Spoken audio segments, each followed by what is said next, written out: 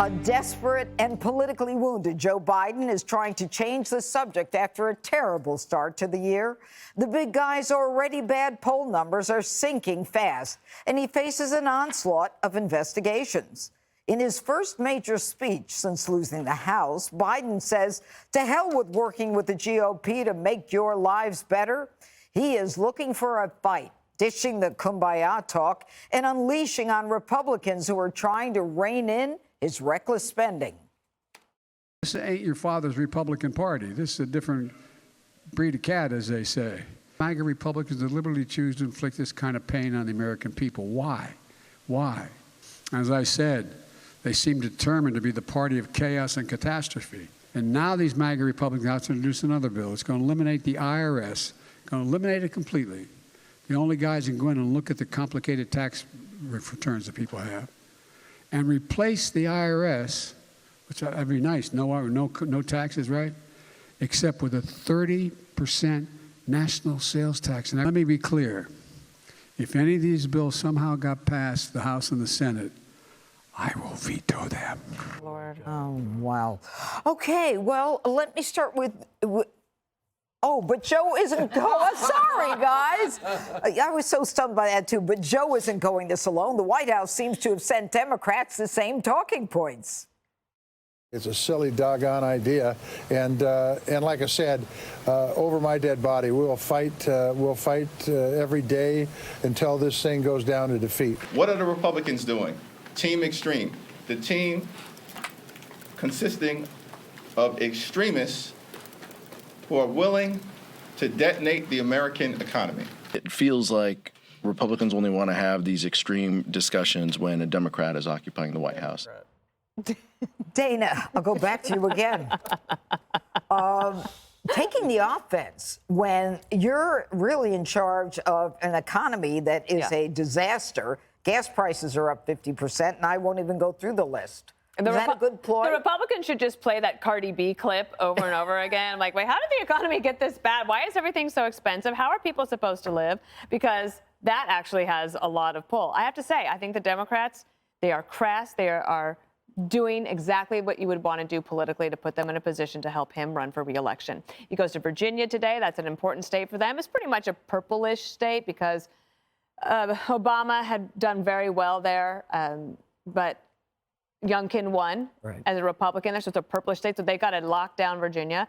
He's doing a lot of these things before the State of the Union on February 7th, and you're going to see more of it. He's doing 2 fundraisers for the DNC next week. So the White House is doing everything that they need to do to put him in position to run. They are not letting him do a lot of interviews. You'll notice that because he's got the document issue that he has to deal with. And they also pre-release so much of the speech, including punchlines and jokes, because they want those to be in the media, the print media, because you're not going to necessarily get a clean soundbite. And that's fine. They know that about him. But they also know, okay, what are the Republicans weak on? Let's say this for the Republicans. At least they're talking about ideas, okay? Let's talk. Can we not at least have a discussion about what we're going to do if Social Security runs out of money in 2033? That's just 10 years from now. And you're thinking about kids like Cleo and Jesse Jr. and your grandson and Cammie. I'm like, I know that kid's name. Yeah. And, you know, we can actually have a conversation as Americans to say, what would actually be a good way to preserve Medicare and Social Security going in the future? It's ridiculous to suggest that people are going to all of a sudden have a 30% national retail sales tax on top of all the taxes they're already paying. That's not what the proposal is. Besides, Kevin McCarthy already said it's not going anywhere. Other Republicans have said it's not going anywhere. I don't fault them for at least having ideas. What I do fault is the media for not asking Joe Biden and the Democrats, well, what is your idea? Is your idea to just pass so much in spending that you cause inflation and then look back and say this was all caused by the Trump tax cuts of 2017? That doesn't make any sense. Biden wants to run his last campaign, and the media shouldn't let him do it. All right, so I'll go right to you, Jessica. I mean, didn't Joe Biden go on the biggest spending spree in American history? No. Donald Trump actually spent a lot more than him. So Donald Trump is personally responsible as the president for about 30% of the national debt. And I believe Joe Biden's brought it down by $1.4 trillion since he's been in office. When the COVID money went out. You mean the deficit? But Just let me ask you this. speak. I was asked a question. I answered it. Donald Trump is responsible for more of the national debt than Joe Biden is. Period. End of story. Those are what the numbers say. We also had a good jobs report today, or a good economic report. I know, Brian, you spoke about it this morning on Fox and Friends. 2.9% fourth quarter growth, 2.1% increase in consumer spending. Those are good indicators. When people are talking about all the layoffs are in one sector, in tech. And basically, they're right-sizing the fact that they overhired in 2021, and 2022. So they're going back to the mean there. They paid people way too much, gave people big fancy titles. They couldn't afford to do that. So I'm not for calling everybody a MAGA Republican. I know that was part of what he was talking about today. But he does have an economic record to run on.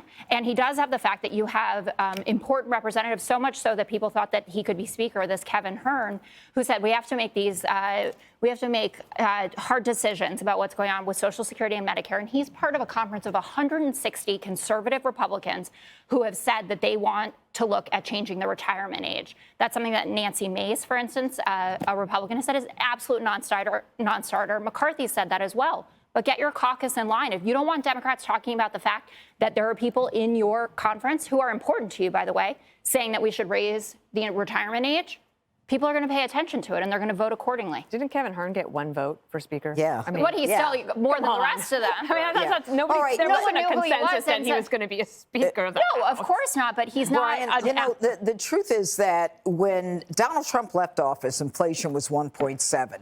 Inflation under Joe Biden has gone, what, to 8.7, 8.9? I mean, come on, it's the highest in 40 years. Let's talk about the truth. The truth is that you've got a 41%, 50% increase in fuel, eggs. I don't have to tell you what Americans are going through. And the economy's great? I don't think so. What you meant about Cardi B is the everyday person who goes shopping. That's what the economy feels like. And to your point, Dana, on politics, this is my point with media. I just thought they can get some clicks on this morning from what I said. My point this morning was 2 months after the election, we're doing politics. If there was ever a time to lead the country and not your party, it's 2 months after an election, and you haven't said I'm running for re-election again.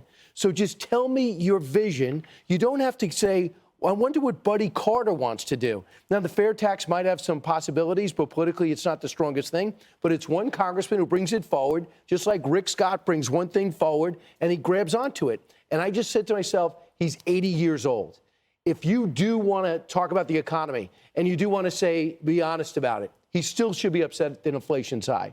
He should just talk about energy and the decisions he's making to green the economy.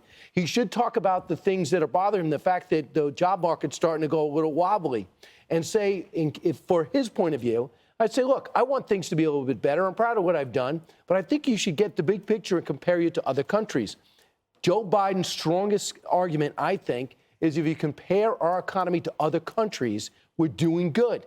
My point was, you don't always have to make the Republicans the villain. I understand elections, but be the president for once. This is what I did. This is what's disappointing me. This is what's worrying me. But I tell you, in the big picture, when I look around and I meet with the European leaders, we're pretty much doing better than everyone except for maybe inflation with Japan. That was my point. Okay. All right, Jesse. The economy is about feel, and the economy doesn't feel good for the American people right now because wages are down. And last year's stock market was down year to year. So we're not making money as of last year.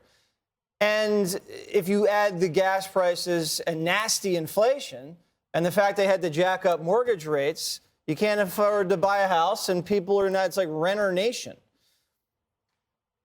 There is good stuff. He had a good GDP number. He had stronger GDP numbers last year, and there's consumer spending.